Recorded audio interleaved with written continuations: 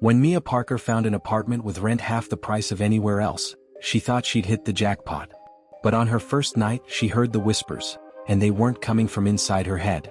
This is the true horror of Blackwood Apartments, where the walls don't just listen, they answer back. Mia Parker had walked past the Blackwood building dozens of times before noticing the "For Rent" sign in the window. A stately pre-war structure with ornate stonework and actual gargoyles perched on the corners, it stood out among the cookie-cutter condos that had sprouted across the neighborhood like weeds. The sign looked weathered, as if it had been there for months. She peered through the wrought iron gate at the marble steps leading to a heavy wooden door. Mia had been living out of her friend's spare room for 3 months now, and the awkward dance of avoided eye contact in the hallway each morning had grown stale. Her phone was already in her hand before she could second-guess herself. The woman who answered spoke with a smoker's rasp. "Blackwood Apartments. How may I help you?" "Hi, I'm calling about the apartment for rent. I was walking by an apartment 9B. It's available immediately. $850 per month, utilities included." Mia nearly dropped her phone. $850? In this part of town? Studios went for twice that. That seems really reasonable. Previous tenant left abruptly. Owner wants it occupied quickly. The woman's tone was flat, practiced. "I can show it this afternoon if you're interested." "Yes," Mia said too quickly. "Yes, definitely. 4 o'clock. Ask for Ms. Blackwood at the front desk." The call ended before Mia could respond. Ms. Blackwood was impossibly tall and thin, with silver hair pulled back so tightly it seemed to stretch her face into a permanent expression of mild surprise. Her black dress reached her ankles, and a ring of keys jangled at her waist like medieval armor. "Follow me, please." She didn't offer a handshake or introduction, just turned and walked toward the elevator, her movements oddly fluid, as if her joints bent in unusual ways. The elevator was a beautiful antique cage with intricate metalwork. As they ascended, Ms. Blackwood stared straight ahead. "The building has been in my family for generations. We're very particular about our tenants." "Oh." Mia tried to sound casual. "What are you looking for in a tenant?" Ms. Blackwood's lips twitched. "Someone who values privacy, both their own and others." The 9th floor hallway was eerily silent. The carpet runner muffled their footsteps as they passed apartments 9A, 9C, 9D. Mia frowned. "Wait, where's 9B?" Ms. Blackwood pointed to a door nestled in an alcove, almost hidden from view unless you knew to look for it. "Right here." The door to 9B was different from the others, darker wood, with a tarnished brass knocker shaped like a woman's face, mouth open in what could have been song or scream. The previous tenant left some furnishings. "You may keep them or dispose of them as you wish." Ms. Blackwood unlocked the door. "After you." Mia stepped inside and forgot how to breathe. The apartment was stunning. High ceilings with crown molding. Hardwood floors that gleamed in the afternoon light. A small but elegant kitchen with vintage tile. A living room with a bay window overlooking the park. A bedroom large enough for a queen-sized bed. "This is incredible." Mia turned slowly, taking it all in. "Why is it so cheap?" The previous tenant complained of noise. Ms. Blackwood's face remained impassive. "The walls in these old buildings can be thin. I don't mind a little noise. I lived above a bar for 2 years." "Indeed." Ms. Blackwood's eyes traveled over Mia's face. "The deposit is 1 month's rent. You'll need to pass a background check, of course, but assuming everything is in order, the apartment could be yours by this weekend." "I'll take it." Mia didn't need to think. Even if she had to wear earplugs to sleep, this place was worth it. Ms. Blackwood nodded once, as if Mia's acceptance was inevitable. "Very good. I'll prepare the paperwork." Mia moved in on Saturday. The apartment came with a few pieces of furniture. A queen and desk in the corner of the living room, a bookshelf, and a full-length mirror with an ornate frame. They didn't really match her IKEA aesthetic, but they were beautiful pieces, probably worth more than everything else she owned combined. Her friend Zach helped her carry the last of her boxes up. "This place is fucking amazing, Mia. I still can't believe the rent." "I know. There's gotta be a catch, right? Maybe it's haunted," he joked, setting down a box of kitchen supplies. "If it is, the ghosts better pay their share of the utilities." Mia laughed, but something about the apartment made her voice sound hollow, like she was speaking in a much larger room. Zach left around 6, promising to bring pizza and beer once she was settled. Mia spent the next few hours unpacking, arranging her meager possessions around the elegant bones of the apartment. Night fell, and the apartment took on a different character in the dark. Shadows pooled in the corners. The streetlights cast strange patterns through the window. Mia turned on every lamp she owned, but the darkness seemed to absorb the light, keeping the edges of the room dim. She was hanging clothes in the bedroom closet when she first heard it. A sound so faint she almost missed it. A whisper coming from somewhere inside the wall. Mia froze, hanger in hand. Window? She turned off her music, straining to hear. Hello? Nothing. Just the ambient sounds of the building settling. She shook her head. Old buildings made noises. That's all it was. She finished unpacking around midnight, exhausted but pleased with her new home. The bed she'd ordered wouldn't arrive until tomorrow, so she made a nest of blankets on the living room floor. As she drifted off to sleep, she thought she heard it again, right at the edge of hearing. Open the window. But she was already falling into dreams. Mia woke to sunlight streaming through the bay window and the smell of coffee. For a disorienting moment, she didn't remember where she was. Then it came back, the apartment 9B, her new home. But the coffee smell made no sense. She hadn't made any. She sat up, blanket clutched to her chest, and saw a steaming mug on the antique desk across the room. What the fuck? She scrambled to her feet, heart pounding. Had someone been in her apartment while she slept? She checked the door, still locked, deadbolt engaged. The windows were all closed. She looked back at the coffee mug. It was one of hers, unpacked last night and placed in the kitchen cabinet.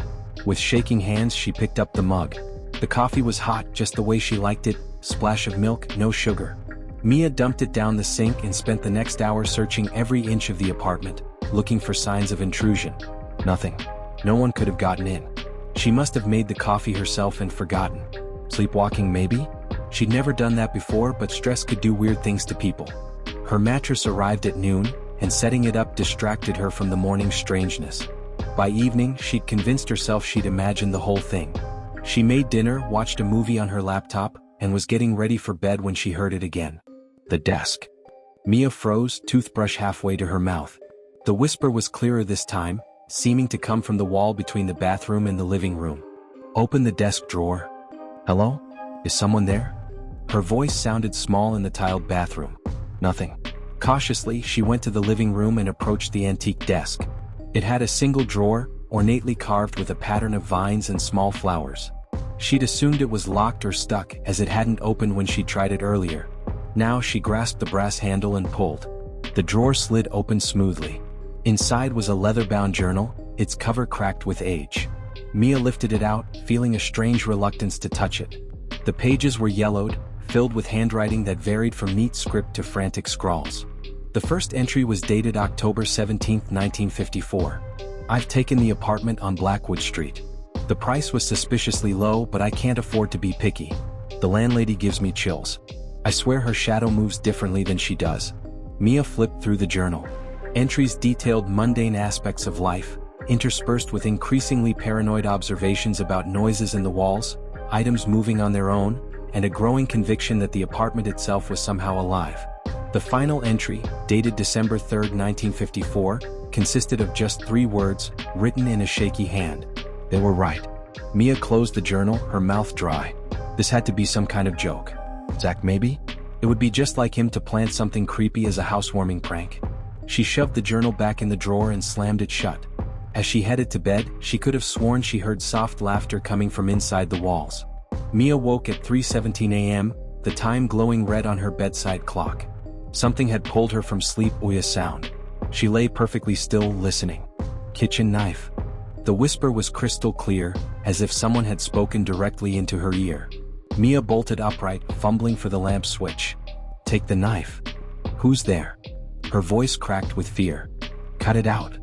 Stop it. Mia pressed her hands over her ears, but the whisper seemed to bypass her ears entirely, materializing directly in her mind. Cut it out of your arm? She stumbled out of bed, turning on every light as she moved through the apartment. The whispers followed, growing in volume and urgency. Cut it out, cut it out, cut it out. In the kitchen, her eyes fell on the knife block. Without consciously deciding to, she found herself reaching for the chef's knife, its blade gleaming in the fluorescent light. They put something in your arm while you were sleeping? Mia looked down at her left forearm. There was nothing there, no cut, no scar, no mark of any kind. But as she stared, she began to feel a strange sensation, like something moving beneath the skin. Cut it out before it reaches your heart. The knife in her hand felt hot, almost vibrating with purpose. She pressed the tip against her skin. A knock at the door shattered the moment. Maintenance. Water leak reported in 9B. Mia dropped the knife with a clatter. What? Need to check your bathroom pipes, ma'am. Emergency. She walked to the door in a daze, peering through the peephole. A middle-aged man in overalls stood in the hallway, toolbox in hand. It's 4 in the morning, she said through the door. Leaks coming through to the apartment below. Need to fix it before there's structural damage. It sounded reasonable enough. Mia unlatched the door, keeping the chain on, and opened it a crack. Can I see some ID? The man held up a badge. Joe Mercer, building maintenance. Something felt wrong, but Mia couldn't place what. Her mind was foggy as if she'd been drugged. She closed the door, removed the chain, and let him in. Joe's eyes darted around the apartment. You're hearing them, aren't you? The whispers. Mia took a step back. What? I shouldn't be here. She doesn't like it when I interfere. He spoke quickly, voice low. But I can't watch it happen again. Listen to me carefully. The whispers aren't real, but they're not hallucinations either. They're. He struggled for words. They're like recordings. Echoes of things that have happened before. I don't understand. This building feeds on pain. On violence. It encourages it. Joe ran a hand through his thinning hair. That's why the rent is so low. It wants you here. That's insane, Mia said, but her voice lacked conviction. The knife on the kitchen counter seemed to gleam in her peripheral vision. Everyone thinks so until it's too late. Joe opened his toolbox and pulled out a small fabric pouch. Iron filings and salt. Pour a line across your doorway and along your windowsills. It won't stop the whispers, but it'll weaken them. Mia took the pouch automatically. Are you fucking with me? Is this some kind of sick game? I wish it was. Joe's eyes were haunted. I've worked here for 20 years. Seen too many tenants in 9B come and go. Or not go, as the case may be. What happened to them? They listened to the whispers. He headed for the door. Use the iron and salt. And whatever you do, don't follow their instructions. No matter how compelling they seem. After he left, Mia stood in the middle of her living room, pouch clutched in her hand, feeling utterly lost. Part of her wanted to pack a bag and leave immediately. But another part, a part that seemed to be growing stronger, was curiously unafraid. Almost eager to hear the whispers again.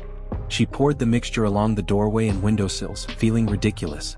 Then she went back to bed, knife tucked under her pillow. The whispers were silent for the rest of the night. Mia called in sick to work the next day.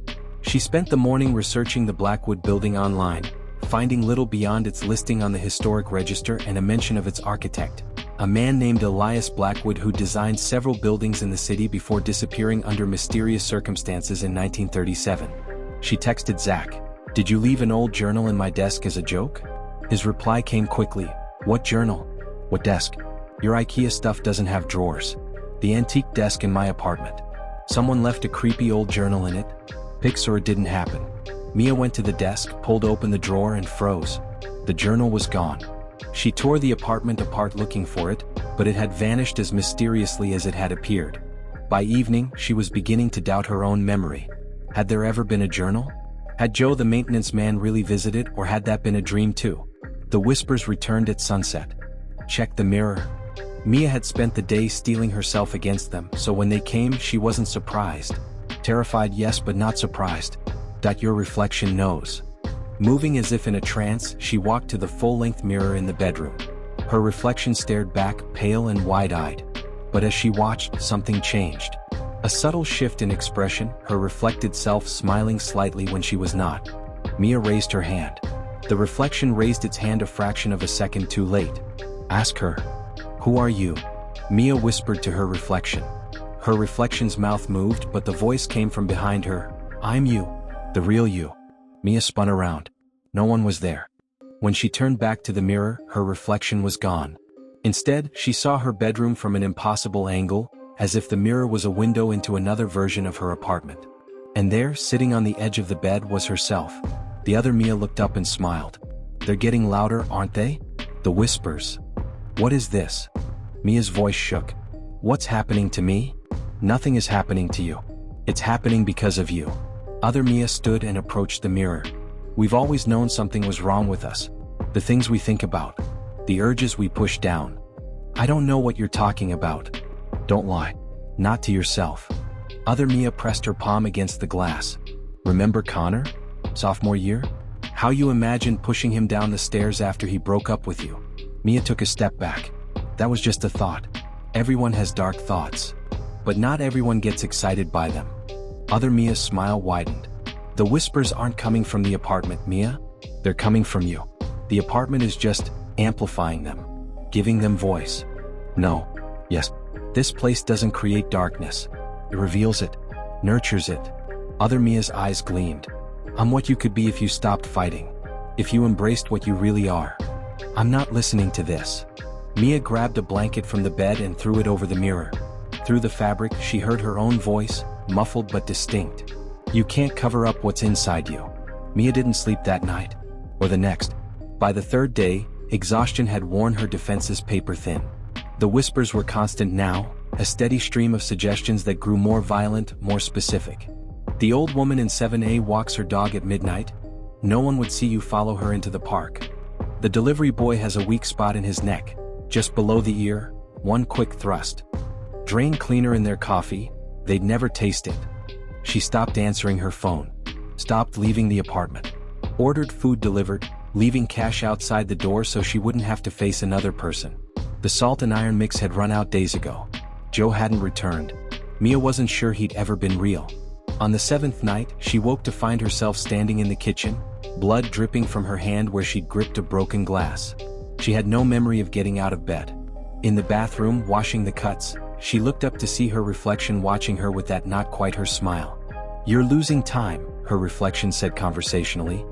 That's how it starts. Soon you'll wake up to find you've done something that can't be undone. Shut up, Mia whispered. You know what's funny? Every tenant in 9B thinks they're going crazy at first. They blame the building, the whispers, the mirror.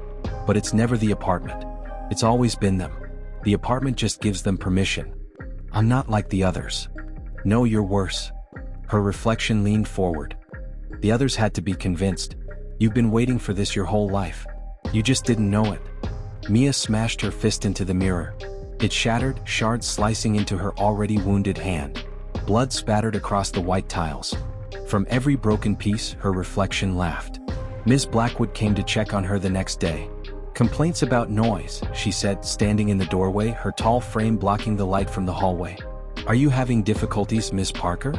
Mia knew how she must look, unwashed, eyes red-rimmed from lack of sleep, bandages around both hands. I'm fine. Just adjusting. Ms. Blackwood's gaze traveled past her, taking in the apartment. Her nostrils flared slightly. I smell blood. I broke a glass. Cut myself cleaning it up. I see. Ms. Blackwood's thin lips curved into what might have been a smile. The apartment can be overwhelming at first. Most tenants require an adjustment period.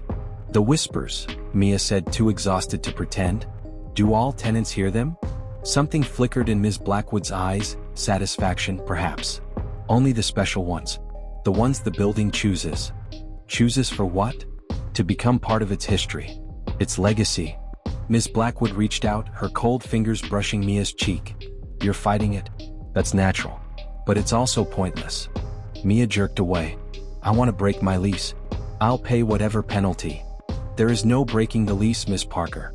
Not until the apartment is finished with you. Miss Blackwood turned to leave. Try to keep the noise down. The other tenants value their peace. After she left, Mia collapsed on the sofa, mind racing. She had to get out.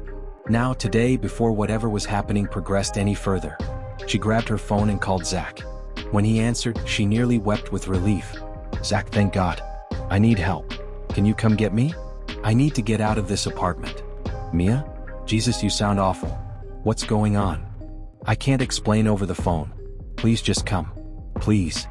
Okay. I'll be there in 20 minutes. Hang tight. Mia threw some clothes and essentials into a backpack, hands shaking so badly she could barely zip it closed. The whispers had risen to a near shout, a cacophony of violent suggestions and dire warnings. He won't really come? He's lying to you? He's working with them? Kill him when he arrives. Shut up. Mia screamed, pressing her hands over her ears. Shut up. When the knock came at her door, she nearly jumped out of her skin. Mia? Zach. Open up. She ran to the door, relief making her dizzy. But as she reached for the handle, the whispers converged into a single deafening command. Don't trust him. Mia hesitated. Zach. Yeah, it's me. You okay in there? Something in his voice sounded wrong. Slightly off, like a musical note just shy of true. Did you come alone? She asked. Pause. Too long. Yeah, of course I did. Open up, Mia. I'm worried about you. Mia peered through the peephole. Zach stood there looking normal enough. But behind him, partially hidden in the shadows of the hallway, she could make out another figure. Tall and thin. You brought Miss Blackwood, she said, backing away from the door. Oh, Mia, I don't know what you're talking about. Let me in so we can talk. No. Go away. Tears streamed down her face. Just leave me alone. Mia, you're scaring me. You're not making sense. I saw her behind you. I'm not stupid. Another pause. Then, in a voice that was Zach's but somehow not, open the door, Mia. There's nowhere else for you to go. She ran to the bedroom, dragging a dresser in front of the door. Back in the living room, she could hear the lock turning. She'd forgotten that she'd given Zach a spare key when he helped her move in. The front door swung open. Zach stepped inside alone. No sign of Miss Blackwood. Mia, he called. Where are you? She pressed herself against the bedroom wall, heart hammering. Had she imagined the second figure? Was she really losing her mind? In here, she said weakly. Zach appeared in the doorway, concern etched on his familiar face. Jesus, Mia. You look like shit. What's going on? You wouldn't believe me if I told you. Try me. He stepped into the room, hands open at his sides in a non-threatening gesture. She told him everything. The whispers, the mirror, Joe the maintenance man, Miss Blackwood's cryptic warnings. As she spoke, Zach's expression shifted from concern to disbelief to something like pity. Mia, listen to yourself. Do you know how this sounds? Like I'm crazy. I know. She wiped at her tears. But I'm not. This place, Zach. It's doing something to me. Okay. He held up his hands. Okay. Let's say I believe you. We need to get you out of here, right? Get your stuff and you can stay with me until we figure this out. Relief washed over her. You believe me? I believe you believe it. That's enough for now. He smiled reassuringly.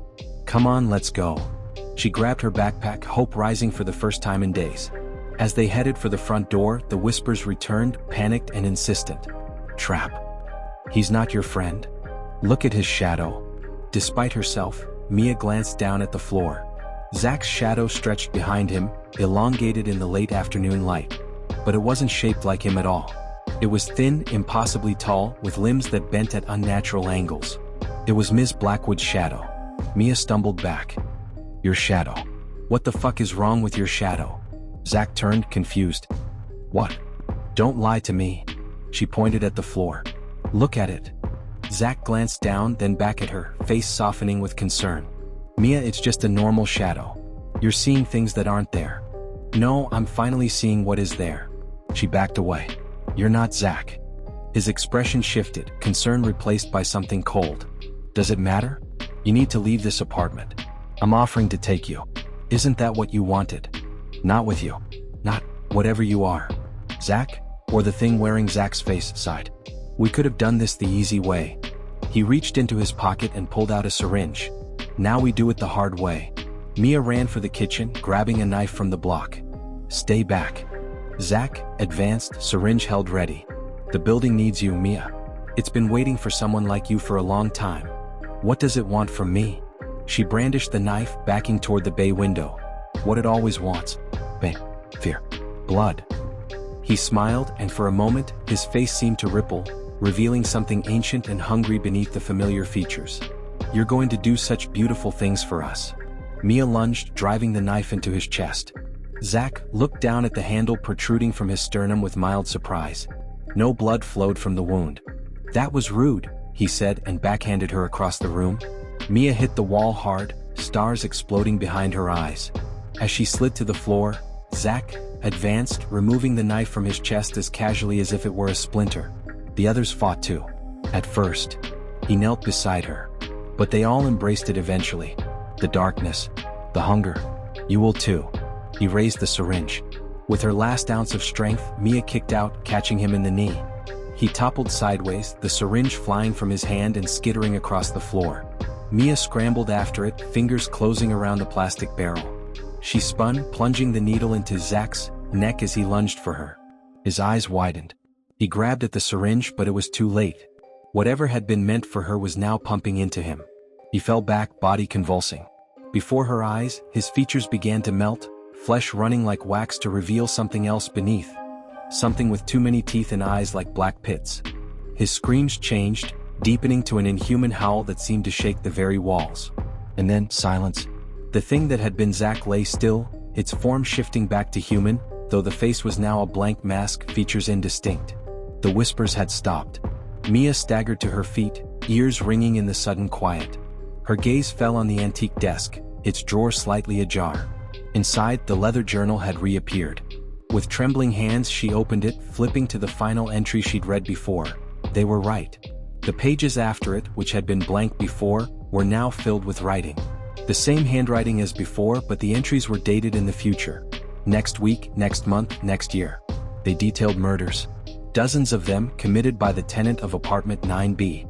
Detailed, graphic descriptions of kills that grew more elaborate, more sadistic over time. And on the final page, a single line. "I've become what the building always knew I was." The signature beneath it was her own. Mia dropped the journal, backing away as if it were a venomous snake. A strange calm settled over her, a clarity she hadn't felt in days. She knew what the building wanted now. What it had always wanted. Not for her to fall victim to its whispers, but for her to become their source. To commit the acts they described, feeding the building's hunger for pain and fear, becoming part of its legacy of horror. The previous tenants hadn't been victims. They'd been recruits. And they'd all succumbed. Mia looked down at the thing that had been Zach, or had at least worn his face. Had the real Zach ever been here? Or had he been intercepted, replaced before he even reached her door? She didn't know, and at this moment it didn't matter. What mattered was that for the first time since moving in, the whispers were silent. She'd fought back and she'd won. For now. But the building was patient. It had stood for almost a century, collecting souls, nurturing the darkness within them until it blossomed into violence. It could wait her out. Unless she ended it. In the kitchen she found matches and cooking oil. In the bathroom, rubbing alcohol and hairspray. She moved methodically, dousing furniture, curtains, carpets. The whole time, she waited for the whispers to return, for Ms. Blackwood to appear, for some force to stop her. But the apartment remained silent, as if holding its breath. When everything was prepared, Mia stood in the center of the living room, lighter in hand. The beautiful apartment that had seemed too good to be true gleamed around her, a perfect trap. "I know what you are now," she said aloud. "What you want me to become. And I'm saying no." She flicked the lighter. The flame danced, tiny and fragile. From somewhere deep within the walls came a sound. Not a whisper this time, but a low, rumbling growl. The floor beneath her feet trembled. Mia smiled and dropped the lighter. Fire bloomed around her, racing along the trails of accelerant. She stood still as flames climbed the walls, consuming the elegant moldings, the antique desk, the full-length mirror. The heat was intense, sweat pouring down her face, but she didn't move. The whispers returned, frantic now. "Stop. You'll die too. Please." "I know," Mia said calmly, watching as the ceiling began to blister and crack. "That's the point." The smoke was getting thick, making it hard to breathe. Distantly, she heard alarms begin to sound. The fire had spread beyond her apartment, following some unseen network through the walls. As consciousness began to fade, Mia sank to her knees. The last thing she saw was the antique desk, somehow untouched by the flames despite being at the epicenter of the blaze. Its drawer opened and the leather journal slid out, falling open to a new page. The writing on it was in her hand, but she hadn't written it. "It doesn't end with fire. It never ends. I'll be waiting for the next tenant." 6 months later, a young man walked past the newly renovated Blackwood building, admiring the restored stonework and the gleaming windows. His gaze fell on a sign in one of the ground floor windows, "Luxury Apartments Now Leasing." He paused, checking the rent prices listed below. Surprisingly affordable for this part of town. As he stood there, a whisper seemed to curl around him, soft as smoke. "Come inside." Something about the building called to him, a sense of recognition he couldn't explain. He found himself walking up the marble steps before he'd consciously decided to. In the elegant lobby, a tall, thin woman in black looked up from the front desk. Her smile was knowing, as if she'd been expecting him. "I'm interested in seeing an apartment," he said. "Of course." Her eyes gleamed. "We have a lovely unit available. Apartment 9B. It's perfect for someone like you." Someone like me? She tilted her head, her smile widening to reveal too many teeth. Someone who listens to the whispers. Behind her, on the wall, hung a portrait of a young woman. The plaque beneath it read, Mia Parker, beloved tenant. In the painting, Mia's eyes seemed to follow him, her lips curved in a smile that didn't reach her eyes. And somewhere, just at the edge of hearing, whispers began to rise.